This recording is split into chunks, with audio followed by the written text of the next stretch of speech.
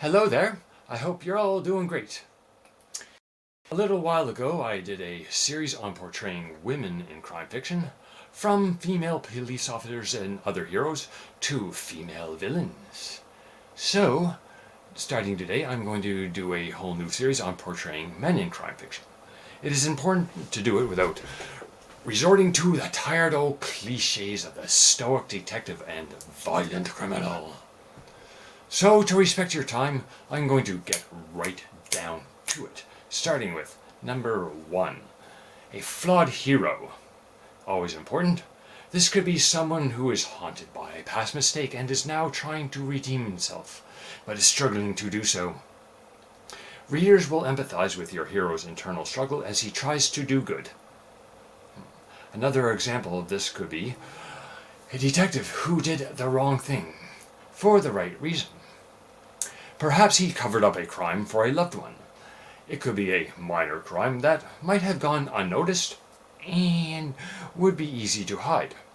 He did it with a promise from his family member or friend that they would go straight and narrow. Only problem was the promise by that family member was broken, and the detective has to investigate the family member for a crime they are a suspect in. Number 2. The moral chameleon. This could also be known as the anti-hero. They justify bending the rules to achieve justice, which could be another example of someone who does the right thing, or wrong thing, for the right reason. Or maybe a right thing for the wrong reason, who knows. Maybe the system has failed in the past and the guilty person walks free. And this anti-hero is the type who doesn't believe in the philosophy of it's better for 10 guilty men to go free than one innocent person to go to prison. After all, who would really want 10 guys like Ted Bundy freely walking the streets just to prevent one innocent person from going to jail? A lot of more innocent people would suffer as a result of that, wouldn't it? So, you can have this cop plant evidence that will convict the guilty man and send him to prison. Number 3. The outsider. This is a man who doesn't fit in with law enforcement, the community, or even the criminal underworld. This will add tension in every scene the character is in, which is what you want when you're doing fiction. Tension in everything they do. But why does he not fit in with anyone? Perhaps his high intelligence makes him arrogant with the belief that everyone else is beneath him. He uses this to become a brilliant profiler that the cops use when they need a difficult crime solved. Number 4. The vulnerable tough guy. Have this man be physically strong. Think somebody like Jack Reacher in those novels. He was 6'5" and weighed about 250 pounds. Few people would ever try and go against him, but you can also have this man be emotionally fragile, possibly from post-traumatic stress disorder. This will subvert the alpha male trope. You could potentially make this character a hitman who is suffering from panic attacks. This type of thing was done great with Tony Soprano in the Sopranos TV series.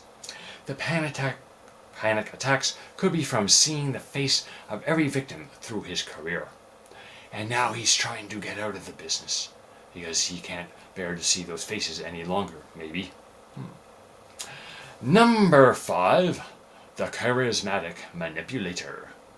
This person could be a villain or anti-hero. He uses his strong personality to get others to do his dirty work for him. He preys on others' vulnerabilities to trick them into committing a crime. He's dangerous due to his sexy appeal to women and his ability to get other men to follow him and do whatever he says to do. If you want to make this man an anti-hero, think of the show Dexter, who dispatched other killers. You could have your guy maybe scam criminals under the guise of working for the law. You could have, for number 6, the loyal sidekick.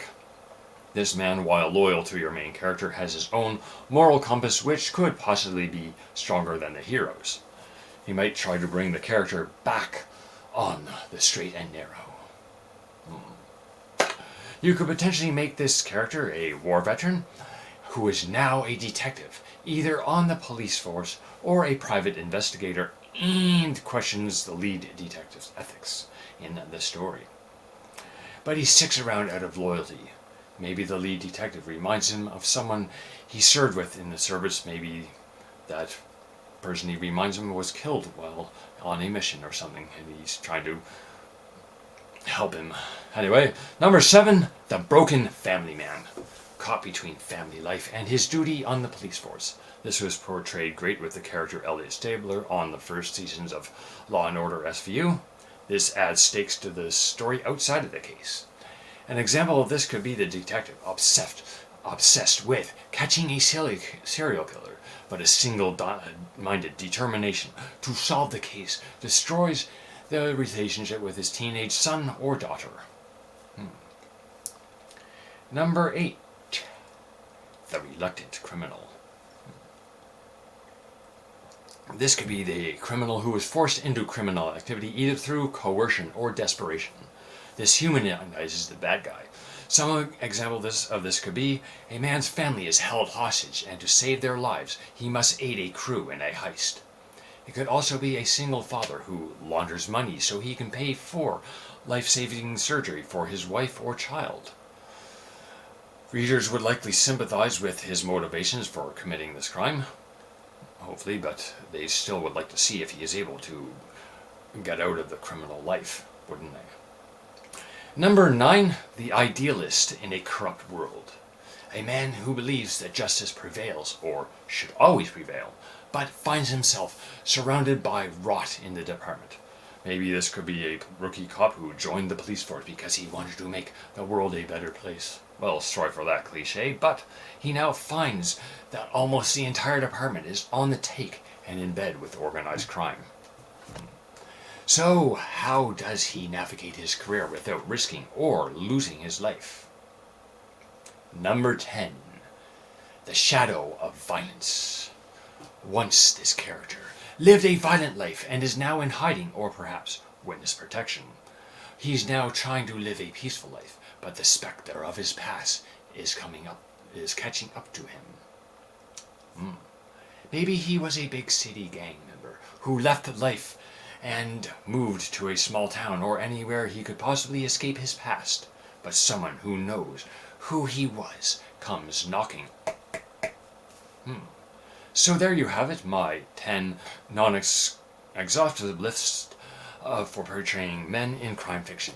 I hope that you enjoyed the video and that it helps you with your writing. I will do a video that expands on each of those in the future, plus a few more.